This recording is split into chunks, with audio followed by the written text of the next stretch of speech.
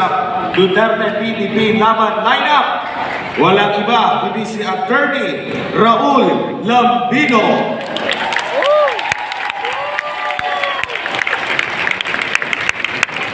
Isang muling malakas na palakpak para kay Attorney Lambino.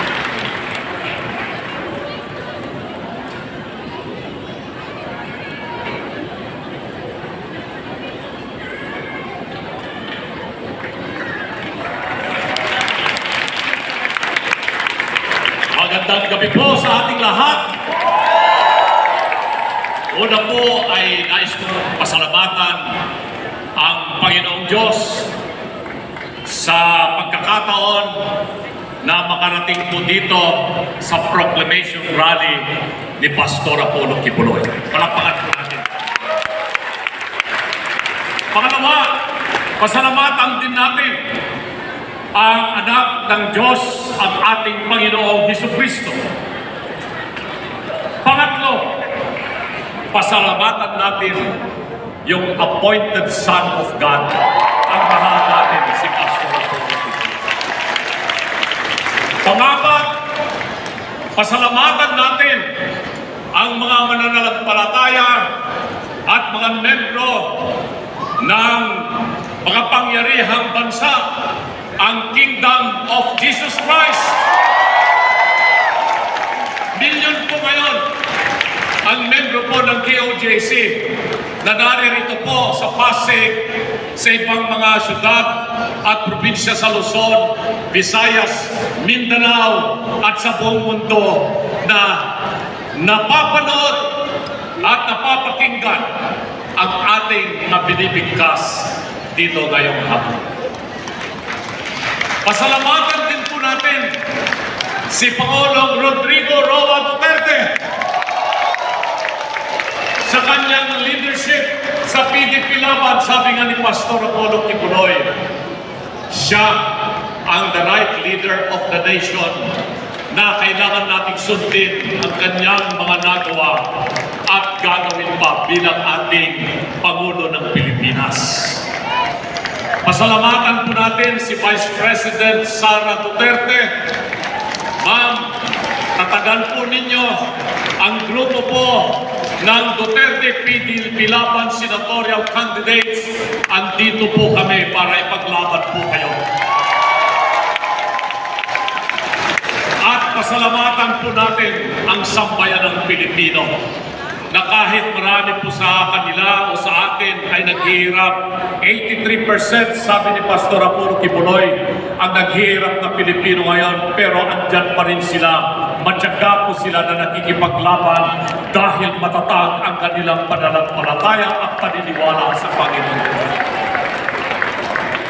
Isa po akong abogado.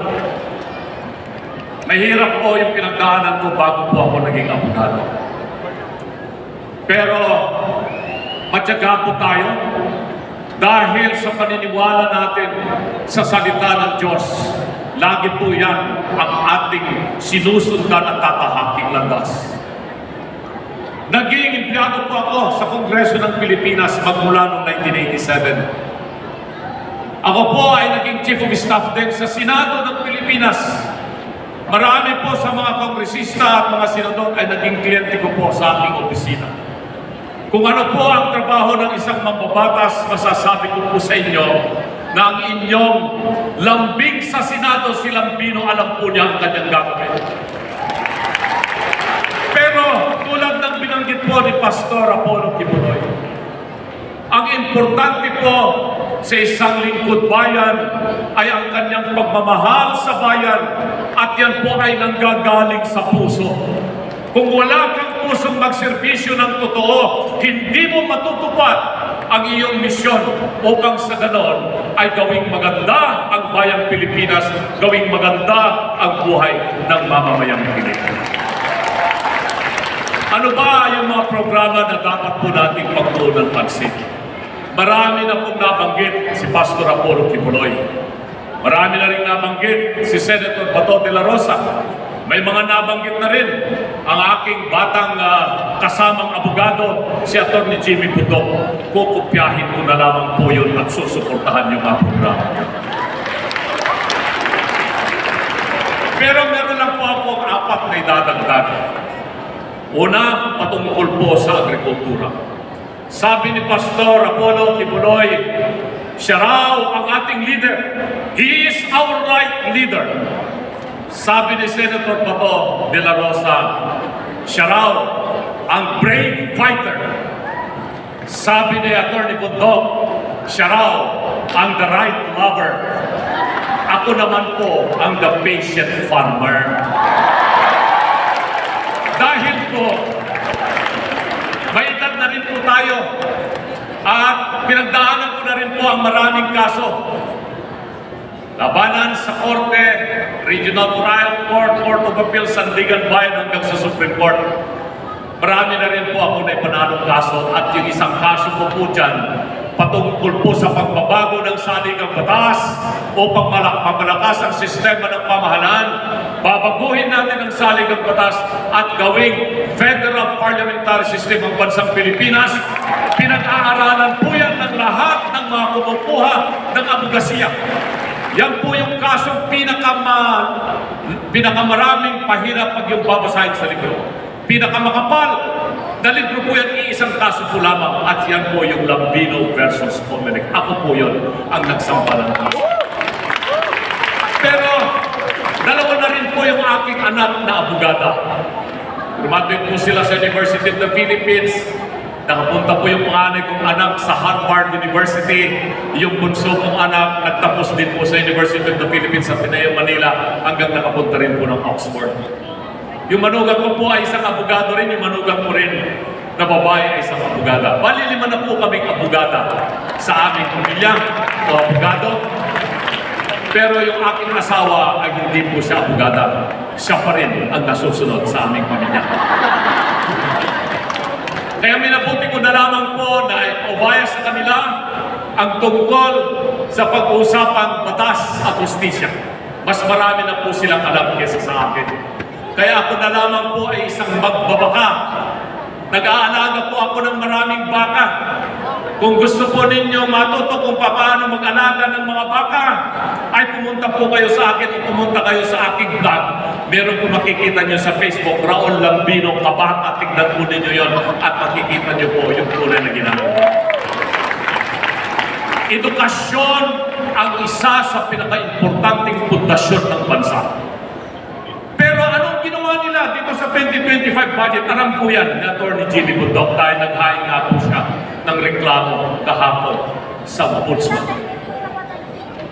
Tinanggal po nila ang mahigit 10 bilyong piso para sa computerization program ng Department of Education. Anong mangyayari sa ating mga kabataan? Nawala yung pundo para sa computerization. Nawala yung pag-asa ng ating mga kabataan na matuto patungkol po sa information and communication technology. Saan po napunta yung pera na yun? Inilagay po nila doon sa tinatawag nilang AKAP. Kung saan-saan po nila ipamimigay po nilang ayuda na wala po namang kapalit para sa sambayan ng Pilipinas. Pangalawa na programa, agrikultura. Masyadong mahal kung bilihin. Asan yung 20 piso per kilo na bigas? Wala. Hindi natin mahanap kahit saan merkado ka magpunta. Nakakatakot pa nga. Nilalabas na yung bigas na galing sa NFA. Enero, Pebrero pa lang. Katatapos lamang po ng anihan, wala na yata bigas sa Pilipinas. Magkano ang presyo ng bigas? 55 pesos, 58, 65 pesos per kilo. Asan ang pundo ng agrikultura? Wala rin. Kakapiragot yung pundo ng agrikultura. Pangatlo, kalusugan. Binanggit na naman po yan kanina ni Atty. Bundok at saka ni Pastor. Nasaan yung pundo ng PhilHealth? Kinuhanan nila yung PhilHealth ng pera, 90 billion, at yung punto sana na ibibigay ng national government dito sa General Appropriation Act ng 2025, zero ang binigay nila sa kalusugan. Kawawa yung mga may sakit na Pilipino. Pang-apat na pinaka-importante, yung patungkol po sa seguridad ng Pilipinas. Si Senator Bato, sinabi na niya yun, na yan po yung kanyang advokasya bilang general. At nandito rin po yung aking kaibigan, si Secretary Allen Kapuyan. Naiintindihan po nila yung problema ng seguridad dito sa ating bansa. Kung hindi dahil po sa kanila, magulo pa rin ang Pilipinas dahil andyan po yung mga terorista, komunista na siyang kalaban ng bayan. Nawala rin yung mundo para sa AFP Modernization Program. Tapos sasabihin natin, awayin natin yung China. Pero asan ang mundo para sa AFP Modernization Program? 15 billion po yun nawala. Saan napunta? Sayang. Huwag po nating hahayaan na ang ating bansa ay hindi natatawagin Republika ng Pilipinas. Huwag nating hahayaan na ang ating bansa ay hindi na isang maharlika. Huwag nating hahayaan na tawagin ang Pilipinas na Republika ng Ayuda. Hindi tayo papayag sa ganon. Tama. Kaya nga po, si Pastor Apollo Kibuloy, kailangan po natin siya sa Senado. Bilang isang leader, kailangan natin si Senator Bato makabalik bilang isang fighter. Kailangan natin si Atty. Bundok bilang isang lover. Kailangan din po si Lambino ang inyong lambing sa Senado bilang isang father. Pero isama na rin po natin, siyempre, yung isang abogado pa rin, si Atty. Jeffy Hinlo, nag-iisang kandidato ng Duterte PDP laban na taga-Bisaya, si Atty. Hinlo, isang mahusay na abogado. Andito rin po si Colonel Allen Kapuyan, nakasama rin po natin. Siyempre, balik natin si Mr. Malasakit, Senator Bongo. Ibalik din po natin, patasin natin si Congressman Marcoleta at gawin po natin siyang senador. Nagkikipaglaban po sa atin para sa kapakanan ng bayan. At ilagay din po natin si Atty. Vic Rodriguez, isang mahusay na abogado. Alam po niyo si Atty. Vic Rodriguez, bago siya naging abogado, ay nakasama ko po siya sa aking opisina. At alam ko yung kanyang kapasidad bilang isang magaling na abogado. At syempre, huwag nating kalilimutan si Mr. Epektibo Epe Salvador. Si Atty. Bundok ay kumanta kanina. Sabi sa akin, nung tinawagan po ako para patakbuhin senador, nasa ibang bansa po ako. Sabi ko, sir, huwag niyo na po akong isama dyan. Hindi naman po ako sikat. Hindi naman po ako mananalo dyan. Imposible po. Parang suntok sa buwan yan. Pero alam mo sabi ni Pangulong Digong at saka ni A.S. Mijaldea, alam mo, Raul, paano mo alam na hindi ka mananalo kung hindi ka tatakbo? Kaya dito po ako ngayon. Tumatakbo po ako bilang isang senador. Isang pangarap na imposible. Kaya, kumanta si Atty. Bundok, siguro kantahan ko na rin ngayon.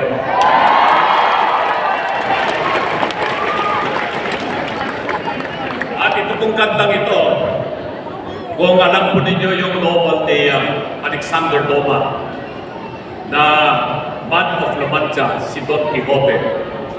Ito po yung theme song doon sa scenic na The Man of La Mancha, Don Quixote.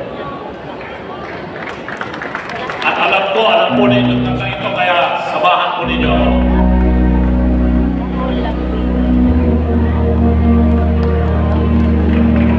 Para po sa inyong lahat ito.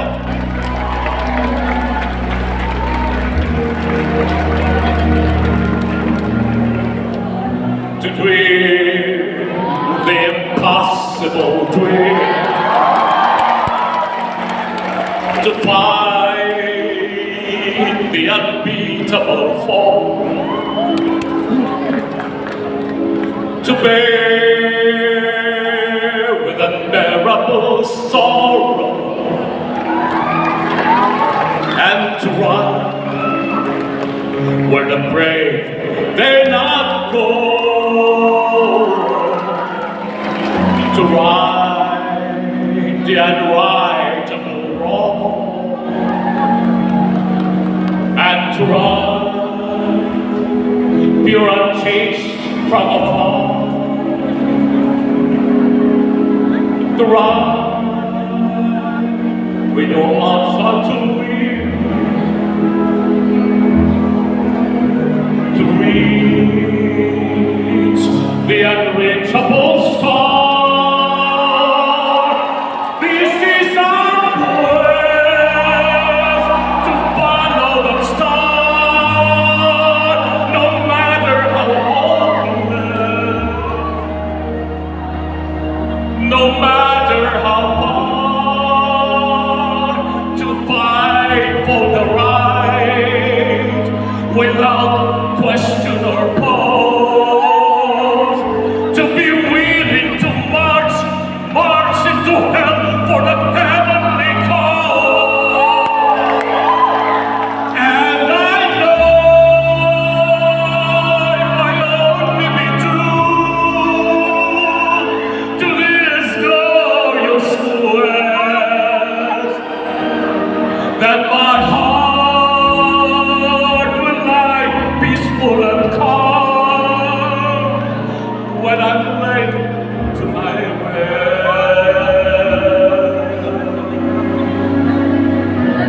And the world will be better for this. That one man scored and covered with scars still is strong with his last ounce of courage to reach the unreachable, the unreachable, the unreachable star.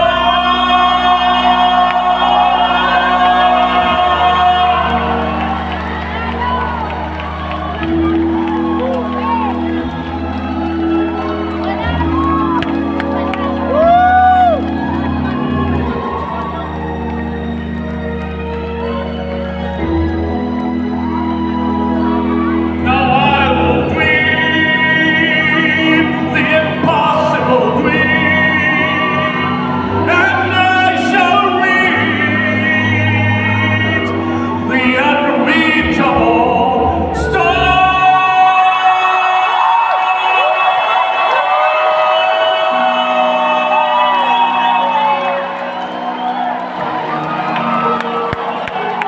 Mabuhay ang PDP laban dito Duterte, mabuhay si Pastor Apollo Kibuloy! Mabuhay si Pangulong Digong Duterte, mabuhay si Vice President Sara Duterte, mabuhay po tayo lahat. Ayan, maraming salamat, Attorney.